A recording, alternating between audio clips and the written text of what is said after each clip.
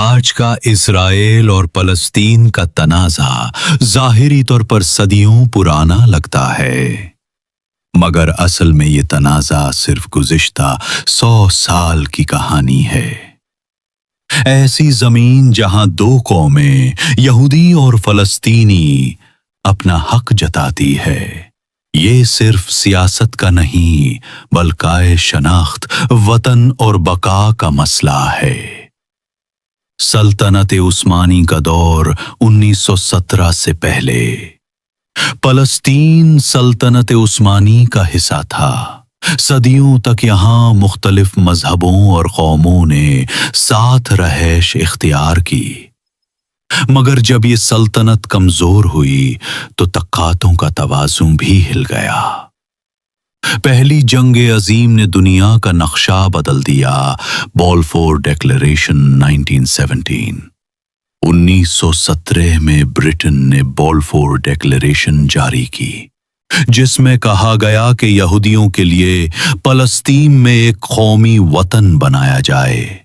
فلسطینیوں سے کوئی مشورہ نہیں لیا گیا۔ اسی وقت سے کھلا تنازع جنم لینا شروع ہوا۔ یہودی ہجرت اور برٹش مینڈیٹ۔ پہلی جنگ کے بعد یورپ سے لاکھوں یہودی فلسطین آ گئے۔ ساتھ ہی زیونسٹ تحریک بھی زور پا کرنے لگی۔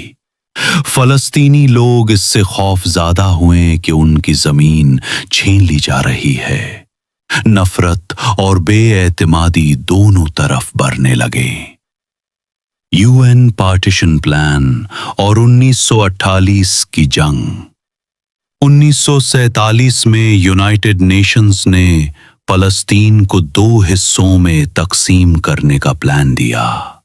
یہودیوں نے اسے قبول کر لیا، فلسطینیوں نے رد کر دیا۔ 1948 میں اسرائیل ایک نیا ملک بنا اور ساتھ ہی جنگ چھڑ گئی۔ لاکھوں فلسطینی اپنے گھروں سے بے گھر کر دیے گئے۔ 1967 کی جنگ اور زمین کا قبضہ۔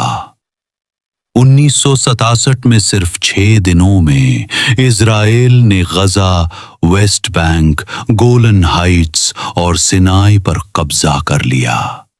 یہ وہ موقع تھا جب تنازع اور گہرا ہو گیا۔ فلسطینی لوگ اور زیادہ بے آثار ہو گئے اور غصہ ابھر آیا۔ انتفاضہ اور حماس۔ 1987 میں پہلی انتفاضہ ہوئی۔ فلسطینیوں کا عوامی انقلاب، راستے بند ہوئے، پتھر چلائے اور اسرائیل کا جواب اور زیادہ شدید تھا۔ اسی دوران حماس کا ادائے ہوا، جو سیاسی اور عسکری طور پر بڑھ گئی۔ آج کی صورتحال۔ آج بھی غزہ پر اسرائیل کا بلاکیڈ ہے۔ ویسٹ بینک میں نئے سیٹلمنٹس بڑھ رہے ہیں۔ امن کے لیے کوششیں ہوتی ہیں، مگر ہر بار ناکام ہوتی ہے۔ ہر نئی نسل اس تنازع میں پیدا ہوتی ہے اور امید دھندلی ہوتی جا رہی ہے۔ خاتمہ، سوچنے کا پہلو۔ یہ تنازع صرف زمین کا نہیں، انسانی زندگیوں کا ہے۔ ہر جان کا مول ہے۔